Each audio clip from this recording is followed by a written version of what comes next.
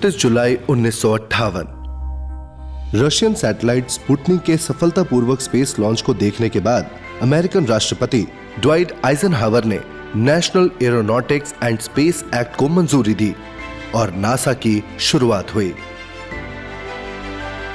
NASA 1958 में स्थापित हुआ था। उसके पहले अमेरिका में नाका नाम की एक गवर्नमेंट एजेंसी थी जो एयरफोर्स और आर्मी के बनाए गए स्पेस प्रोग्राम पर काम करती थी। वो एक बेसिक एजेंसी थी। नासा को बनाया ही इसलिए गया था ताकि यूनाइटेड स्टेट्स स्पेस में जा सके और दूसरे देशों की तरह स्पेस में जाकर हमारे सोलर सिस्टम और स्पेस के गहरे राजों को जान सके और देश का नाम रोशन कर सके।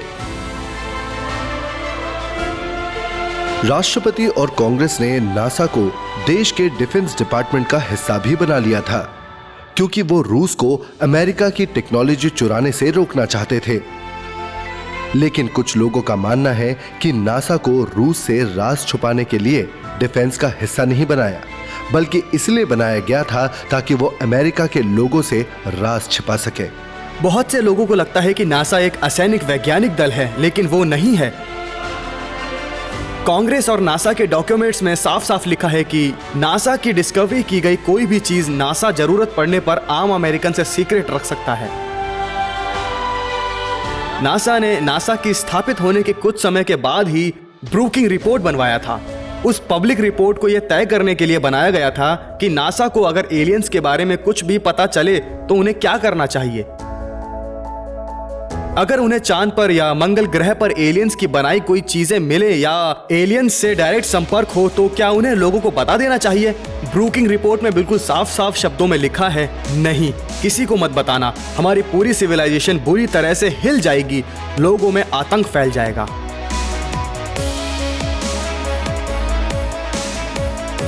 कुछ शोधकर्ताओं का मानना है कि नासा के जानबूझकर राज छिपाने का कारण उसके शुरुआती वैज्ञानिकों और गुप्त संस्थाओं के बीच का संबंध है। फ्री मेसन यानी गुप्त संस्था का मानना था कि उनके मेंबर्स खास हैं क्योंकि वो प्राचीन मिस्र के भगवानों की संतान हैं, यानी आइसिस, ओसाइरस और होरस के। उनका मानना है कि उनकी रगों में उनका खून दौड़ता है। उनका यह भी मानना है कि ये भगवान स्पेस से धरती पर आते थे। नासा के टॉप ऑफिशियल्स फ्री मेसन के सदस्य थे, जैसे कि नासा के डायरेक्टर जेम्स वेब और फिर केनेट लैंड केनेट नाम के एक नासा मेंबर थे जो Mercury program, Apollo program, the Germany program सबके हेड थे। वो 33 degree Scottish rite free mason थे। उसके बाद नासा में गोल्डन डॉन या एलिसा क्राउली के फॉलोअर्स भी थे, जैसे जैक पार्सन्स, जिन्होंने जेट प्रोपल्शन लैबोरेटरी या JPL क्रिएट करने में मदद की थी। मतलब एक जैसी सोच वाले लोग एक ही छत के नीचे काम कर रहे थे। ऐसे सीक्रेट सोसाइटी के माध्यम से ज्ञान को पास करने की प्रथा प्राचीन इल्यूमिनाटी एरा से चलती आ रही है, जहां उनका मानना था कि सिर्फ कुछ गिने चुने अक्लमंद ही हैं जो सीक्रेट नॉलेज को हैंडल कर सकते हैं और आम लोगों से बचाकर रख सकते हैं। अब सवाल ये उठता है कि क्या वाकई कुछ सीक्रेट्स हैं जो ये सीक्रेट सोसाइटी पीढ़ी दर पीढ़ी सिर्फ अपने ही सदस्यों को बताते आ रही है। तो ये सोसाइटी मिस्र के राज के समय के सीक्रेट्स भी जानती होगी। क्या प्राचीन मिस्र वासियों की तरह नासा के फाउंडर्स को भी यही लगता था कि इंसान दूसरे ग्रह में रहने वाले एलियंस के वंशज हैं? इन गुप्त संस्थाओं के सदस्यों को अंतरिक्ष यात्रा के बारे में क्या पता है? और क्या इन गुप्त संस्थाओं के राज ने नासा को अंतरिक्ष में पहुंचने में मदद की? कुछ शोधकर्ताओं को यह शक है कि नासा इन गुप्त संस्थाओं के हिसाब से चलती थी, वरना नासा नंबर 33 का इस्तेमाल इतना क्यों करती, जो कि गुप्त संस्थाओं का प्रतीकात्मक चिन्ह है। अगर हम सबसे पहले लैंडिंग स्ट्रिप की बात करें, जो कि कैनावरेल में था, जहां हम एयरक्राफ्ट लैंड करते थे और स्पेस शटल भी लैंड हुआ था, रनवे नंबर 33 था। और अगर हम व्हाइट सैंड्स न्यू मैक्सिको के लॉन्च पैड की बात करें तो वहां का इकलौता लॉन्च पैड है, फिर भी उसका नंबर 33 ही क्यों है? नासा से जुड़ी चीजों में जगह जगह पर आपको 33 दिखाई देगा। और क्योंकि नंबर 33 फ्री मैशनरी से जुड़ा है तो यही लगता है कि इस नंबर का किसी गुप्त संस्था से तो संबंध नहीं है।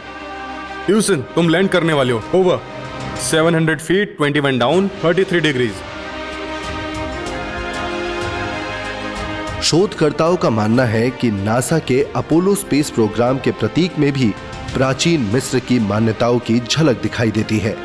उनका कहना है कि बड़ा सा ए यूनानी देवता अपोलो का ए नहीं है, बल्कि असार का ए है, जो कि मिस्र देवता ओसाइरस का ही दूसरा नाम है। ए के बीच वाले हिस्से में बने 3 तारे इस बात को साबित करते हैं। वो 3 तारे ओरायन बेल्ट के तीनों तारों को दर्शा रहे हैं। ऐसा लगता है मानो ओरायन और ओसिरियस जैसे तारे नासा के लिए बहुत अहमियत रखते हैं, क्योंकि प्राचीन परंपराओं में और खासकर मिस्र की सभ्यता में कहा गया है कि स्पेस गॉड्स यहीं से आए हैं और वो हमारे पूर्वज हैं। शोधकर्ताओं ने इस तरफ भी इशारा किया है कि मर्क्यूरी मिशन पैचेस का जो चिन्ह था वो भी प्राचीन मिस्र के एक बहुत अहम चिन्ह से मिलता है। अगर मिशन पैचेस को गौर से देखा जाए तो मर्क्यूरी का जो सिंबल है वो इजिप्शियन आर्क से बहुत मिलता है। और सबसे अजीब बात यह है कि नाम आप मर्करी गॉड का यूज कर रहे हैं, जो कि एक ग्रीक गॉड है, लेकिन सिंबल आप ग्रीक माइथोलॉजी की जगह इजिप्शियन माइथोलॉजी का यूज कर रहे हैं। लंदन, इंग्लैंड, 8 सितंबर 1944। एक 13 टन का बैलिस्टिक मिसाइल जमीन से आकर टकराया और फट गया। उसने 3 लोगों की जान ले ली और 17 लोगों को पूरी तरह घायल कर दिया। वेंजेंस वेपन 2 को, जिसे V2 रॉकेट भी कहा जाता था, उसे जर्मनी की नाजी सेना ने जर्मनी से छोड़ा था। ये लिक्विड फ्यूल से चलने वाला हथियार दुनिया का पहला लॉन्ग रेंज गाइडेड मिसाइल था और ये रॉकेट मिसाइल इंसान की बनाई पहली ऐसी चीज थी जो अंतरिक्ष में गई थी। इस रॉकेट के लाजवाब टेक्नोलॉजी के पीछे उस शख्स का हाथ था जो आगे जाकर नासा के सबसे अहम सदस्य बने, 32 साल के genius Wernher von Braun. Doctor von Braun Germany के बहुत ही जाने माने वैज्ञानिक थे जिनकी सब बहुत इज्जत करते थे। उन्होंने ऐसी टेक्नोलॉजी इन्वेंट की जिससे 6500 किलोमीटर की स्पीड पर रॉकेट को कंट्रोल किया जा सकता था। उन्होंने एक कंबशन चेंबर बनाया था जिसे गर्म होने पर लिक्विड फ्यूल ही ठंडा करती थी। उन्होंने फ्यूल चैम्बर को रीडिजाइन किया था और उसमें गाइडिंग सिस्टम अटैच किया था। वो रॉकेट साइंस के हर पहलू में एक्सपर्ट थे। वॉन ब्रॉन को बचपन से ही रॉकेट में बहुत दिलचस्पी थी। अपनी जवानी में उन्होंने H.G. वेल्स और जूल्स वर्ने की साइंस फिक्शन नॉवेल्स को पढ़ना शुरू कर दिया था और आसमानी देव नॉर्स गॉड की पौराणिक कथाओं को भी पढ़ते थे, जो मंगल ग्रह पर राज करते थे और इंसानों में टेक्नोलॉजी का ज्ञान बांटते थे। वर्नर वॉन ब्रॉन बचपन से ही मानते थे कि इंसान कभी न कभी अंतरिक्ष में जरूर जाएंगे, उन्हें जाना ही होगा। उनके सिर पर जुनून सवार था और वो ये मानते थे कि मानव जाति का एक मकसद है और उन्हें उस मकसद में अहम भूमिका निभानी है।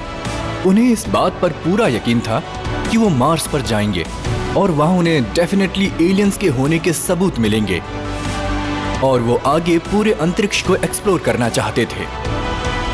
वॉन ब्रॉन अंतरिक्ष में जाना चाहते थे, वो तारों के पास जाना चाहते थे, लेकिन वो रॉकेट डिजाइनिंग में इतने अच्छे थे कि जर्मन उनसे रॉकेट बनवाकर लंदन पर हमला करने लगे। वो रॉकेट बनाने में माहिर थे। दूसरे विश्व युद्ध के दौरान वॉन ब्रॉन टीना मुंडा रिसर्च सेंटर के टेक्निकल डायरेक्टर थे। वो रॉकेट बनाते थे, अंतरिक्ष में जाने के लिए नहीं, बल्कि दूसरे देशों पर हमला करने के लिए। हिटलर उनके रॉकेट से इतने खुश थे कि उन्होंने अपने खास SS ग्रुप में उन्हें शामिल कर लिया, जिसमें सिर्फ हिटलर के बहुत खास वैज्ञानिक और अफसर शामिल थे। हिटलर के SS का फुल फॉर्म सीक्रेट सोसाइटी था। SS का यह मानना था कि आर्यन, जो आइसिस, ओसाइरस, होरस और सेट जैसे तारों के वंश का था, वो उनकी संतान था। वॉन ब्रॉन को बताया गया था कि सारे नाजी आर्यन वंश यानी सबसे ऊंचे दर्जे के वंश हैं और वो तारों से आए हैं। उनकी असली जगह अंतरिक्ष में ही है। इन सब बातों से वॉन ब्रॉन को अंतरिक्ष में जाने की इच्छा और तीव्र हो गई। तारों में जाना और भगवान के साथ रहना उनका एक मिशन बन गया था। वो उनको दिखाना चाहते थे कि वो भी अंतरिक्ष में आ सकते हैं। उनका मानना था कि अंतरिक्ष ही उनका असली घर है और वो आगे जाकर वहीं रहेंगे। हालांकि दूसरे विश्व युद्ध के दौरान V2 रॉकेट दूसरे हथियारों के सामने बहुत एडवांस थे, लेकिन वो भी जर्मनी को हारने से नहीं बचा पाए। आखिरी V2 के इंग्लैंड के गिरने के 6 हफ्तों बाद वॉन ब्रॉन ने खुद को अमेरिकी सेनाओं को सौंप दिया। मैं और यहां मौजूद मेरे और साथी अमेरिका चले जाएंगे। वॉन ब्रॉन और उनके वैज्ञानिक दल को सीक्रेट ऑपरेशन पेपर क्लिप के तहत यूनाइटेड स्टेट्स में लाकर नौकरी दी गई। वो एक बहुत ही विवादास्पद ऑपरेशन था। जंग के बाद हमें यह एहसास हुआ कि हमारी सीधी टक्कर हमारे दुश्मन रशिया से होगी और हमें टेक्नोलॉजी में उनसे हर हाल में आगे जाना होगा। इसलिए हम नाजी साइंटिस्ट को अमेरिका ले आए, उनका नाजी बैकग्राउंड पूरी तरह से मिटा दिया और उन्हें हमारी मिलिट्री में शामिल कर लिया। अमेरिका के मिलिट्री मिसाइल बनाने के साथ साथ वॉन ब्रॉन ने बहुत सारी किताबें और पत्रिकाओं में अपने लेख लिखे, जिसमें उन्होंने रॉकेट द्वारा चांद पर उतरने के बारे में और एस्ट्रोनॉट्स को मंगल ग्रह पर भेजने और ऑर्बिटिंग स्पेस स्टेशन के बारे में विस्तार से लिखा था। ये व्हील धीरे धीरे रिवॉल्व करेगा T रेवोल्यूशन पर मिनट की स्पीड पर। इससे सेंट्रीफ्यूगल फोर्स पैदा होगा जो रूम में एस्ट्रोनॉट्स के लिए आर्टिफिशियल ग्रेविटी क्रिएट करेगा। यहाँ पर फ्लोर्स इसलिए बने हैं ताकि एस्ट्रोनॉट्स अपना सिर सेंटर की तरफ फेस करके खड़े रहें। लेकिन वॉन ब्रॉन अंतरिक्ष में जाने के लिए इतने उत्सुक क्यों थे? होनहार वॉन ब्रॉन को पूरा अमेरिका अच्छी तरह से जानता था, क्योंकि वो अमेरिकन स्पेस प्रोग्राम के हेड थे। उनके सिर पर चांद पर जाने का जुनून तो सवार था ही, और वो आगे जाकर मार्स पर कॉलोनी भी बनाना चाहते थे। वो एक ऐसा रॉकेट बनाना चाहते थे जो 400-500 किलोमीटर नहीं बल्कि 4-5 लाख किलोमीटर ऊपर चांद पर जा सके। अगर आज हम अच्छी तरह से प्लान करके स्पेस प्रोग्राम के काम में जुट जाएं, तो मुझे यकीन है कि हम 10 सालों के अंदर एक पैसेंजर रॉकेट बनाकर टेस्ट कर लेंगे। Von Braun Jupiter C rocket बनाने में जुट गए थे, जो V2 रॉकेट का बेटर वर्जन था। लेकिन चौंका देने वाली बात यह है कि कुछ ही समय में उन्होंने उससे भी बेटर वर्जन बना दिया। उन्होंने जो सैटर्न F1 रॉकेट बनाया था, वो आज 45 सालों बाद भी सबसे पावरफुल और सबसे भरोसेमंद रॉकेट इंजन है, जबकि उसे 45 साल पहले बनाया गया था। 5 मई 1961 को जब वॉन ब्रॉन को नासा में शामिल हुए 3 साल भी नहीं हुए थे, उनकी बनाई सैटर्न V रॉकेट में एलन शेफर्ड नाम के एस्ट्रोनॉट स्पेस में गए। ठीक 20 दिन बाद 25 मई 1961 को अमेरिका के राष्ट्रपति केनेडी ने ऐलान किया कि जल्द ही अमेरिकन स्पेसक्राफ्ट एस्ट्रोनॉट समेत चांद पर जाएगा। इस दशक में हम किसी भी हाल में चांद पर जाकर दिखाएंगे। इसलिए नहीं क्योंकि ये आसान है, इसलिए क्योंकि ये मुश्किल है, क्योंकि ऐसा करने से हमारे देश की और इंसानियत की प्रगति होगी। हम नामुमकिन को मुमकिन करेंगे।